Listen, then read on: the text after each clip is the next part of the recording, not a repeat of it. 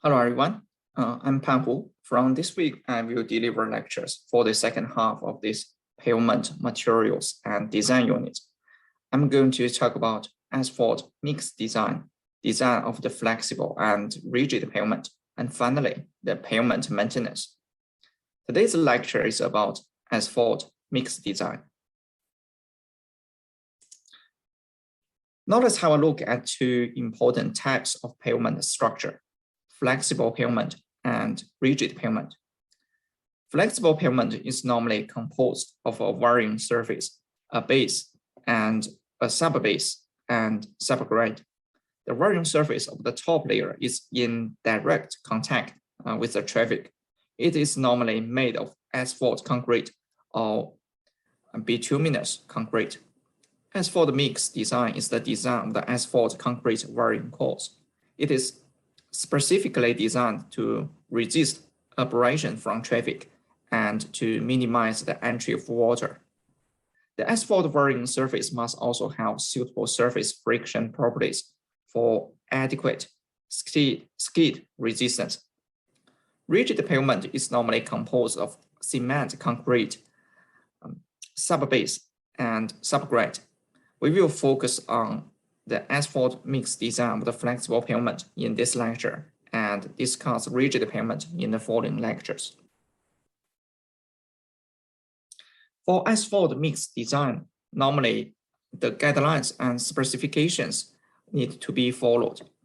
In Australia, the asphalt mix design is based on the procedures contained in the guidelines in Australian Asphalt and Pavement Association, AAPA, and Australian Road Research Board, ARRB.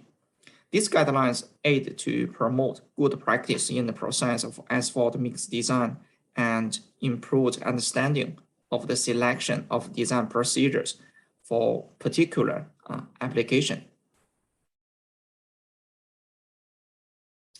In basic terms, asphalt is a mixture of coarse and fine aggregates, the mineral filler, and bituminous binder.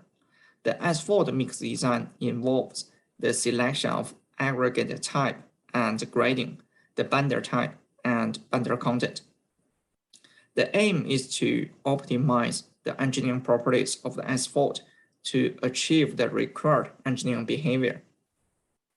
The basic requirements for asphalt are adequate load carrying capacity or resistance to deformation, and durability.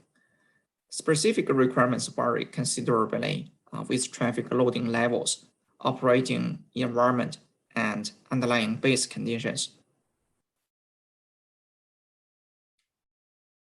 For asphalt mix design, certain performance-based design criteria must be met.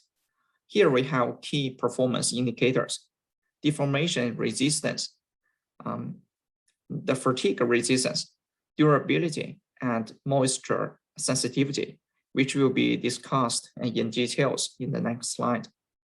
There are three levels of tests. Level 1 tests are for checking the volumetric properties.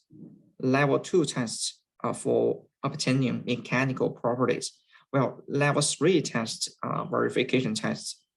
If these key performance indicators could not be met, then different types of pavement distress would occur, like rotting, the fatigue cracking, the raveling, and stripping. Now let's go back to see these performance indicators and corresponding distress.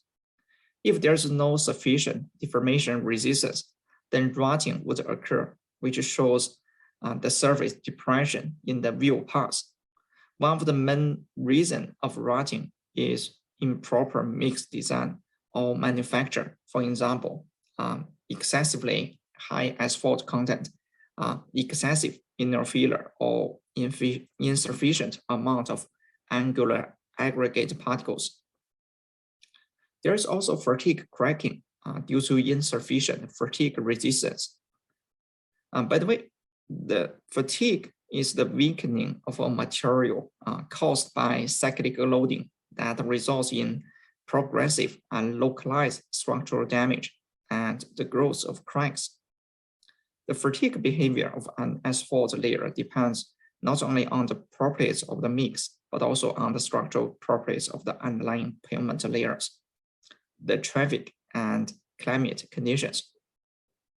Durability and moisture sensitivity are another two performance indicators, and the corresponding issues are raveling and stripping of the varying surface.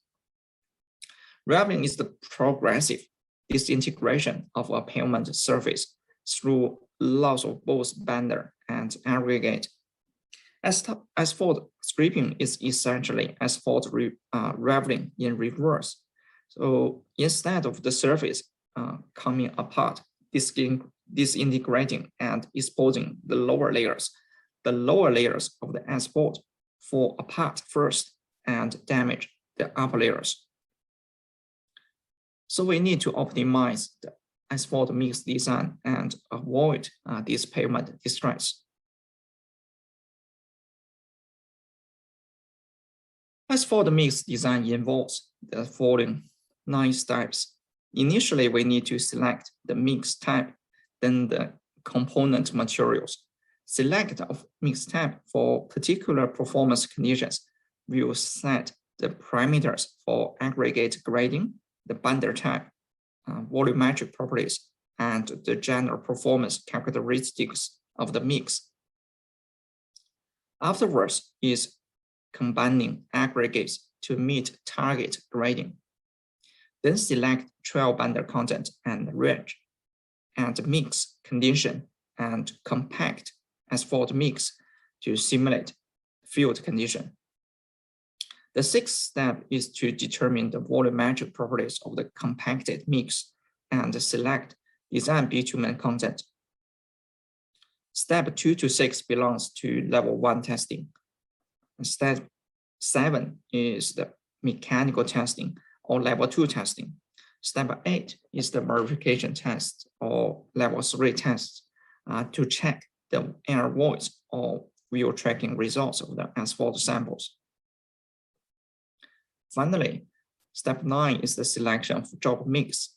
The job mix will nominate the type and source of components, target grading, the binder content, and volumetric properties of the mix.